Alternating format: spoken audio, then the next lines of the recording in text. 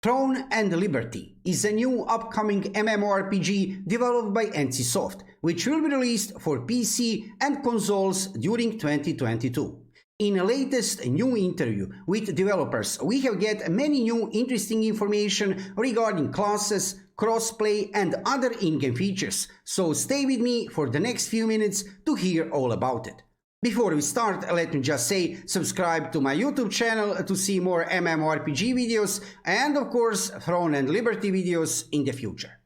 As you can see, I'm already here on official website of ThisIsGame. So this is one Korean website, and in front of you, you can see one really amazing interview with developers of the game. I can scroll a little bit down to show you. It's actually pretty huge interview, and I will not read to you all of this for 1 hour. I will not turn this into reading session. I have pulled out most interesting information from this interview, and I will show you everything during this video. So, only most interesting information today because this is way too long to read everything.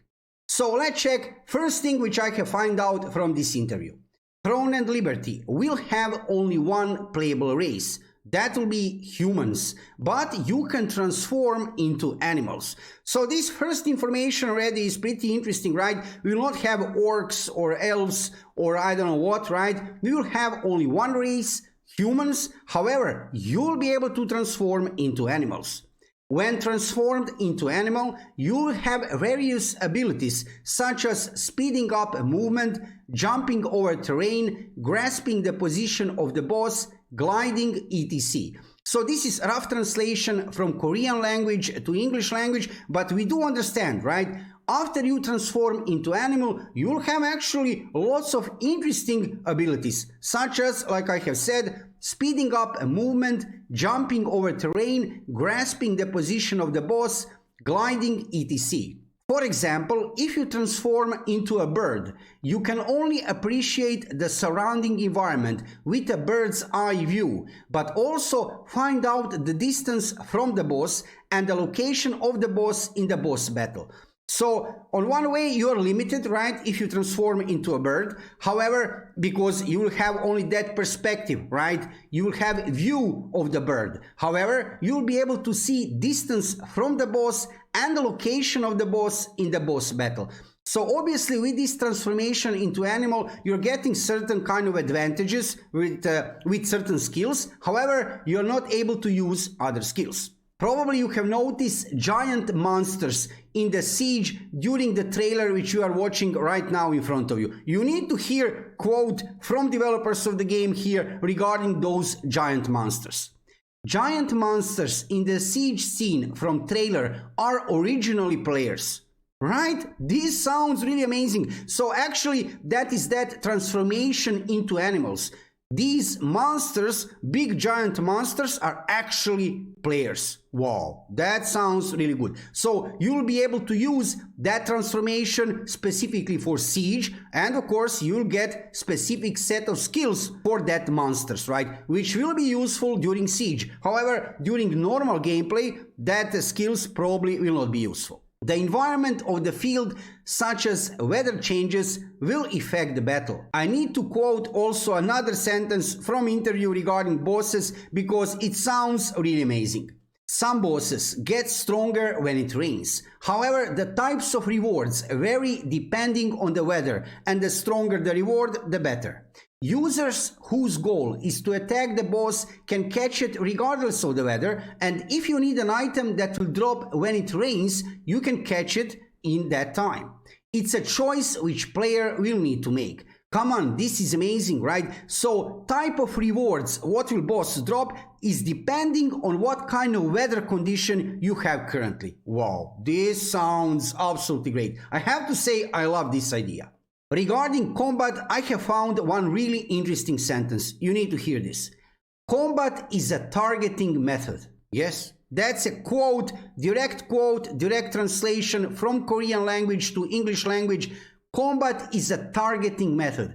Let's not jump to some conclusions right away. This doesn't need to mean that this will be top targeting kind of game. However, it could be some kind of hybrid between action combat and top targeting method, right? So that remains to be seen. Like I said, this is the only information which I have seen regarding combat itself.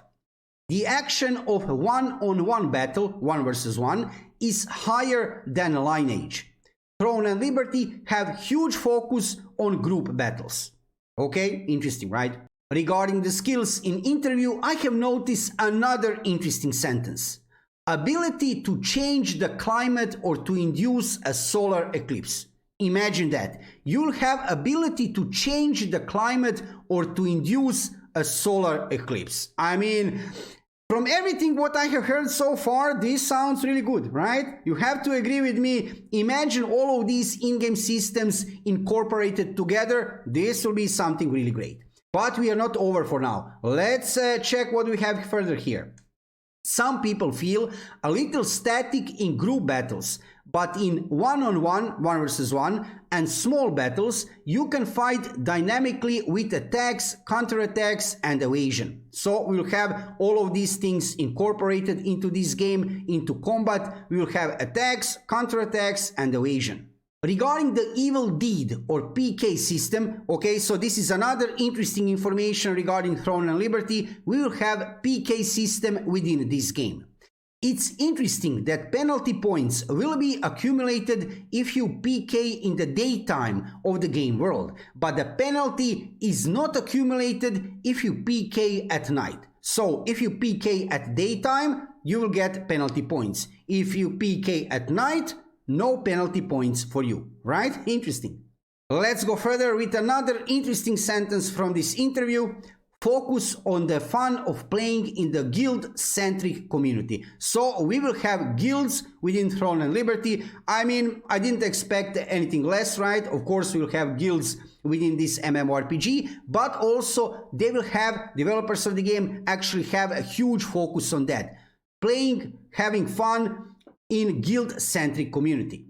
Beyond the early stages, Throne and Liberty allows players seeking a story to enjoy story-related content, okay, but ignore it if they aren't interested into the story. So you can follow the storyline if you are interested into that. If not, you don't need to do that, okay. For fairness, cross-play between PC and console is not supported. So this is another important information here. We will not have cross-play between PC and consoles. In the future, Throne and Liberty's world map will be 20 times larger than when the service started. Okay, so what? They will increase how large is the map with the time, obviously. Throne and Liberty map size is not wide, but it's dense. Okay, sounds good. The equipment gap is suppressed. The opponent's players does not die with a single blow. And I have to say, I'm really glad to hear this, because come on, so you will not be able to kill anybody with one hit. And of course, you will not be able to be killed by anyone in the game with just one hit. This is nice to hear. So no fast fighting, no fast battles. So actually it will require some time that you kill somebody. No one shot, right? Game will not be paid to win. That is nice to hear. MMO users want victory by effort and ability, and that's what they will get. That is actually real nice to hear, right? However, this is another quote from this interview. It's not good to sink down and lose advantage because you can play only for 3 hours a day. You'll be able to buy items with real money, which have a role to help those who are short of time. So no pay to win, but for people who can play only 3 hours a day, because that's not enough obviously, you'll be able to buy some items which will help you to advance faster.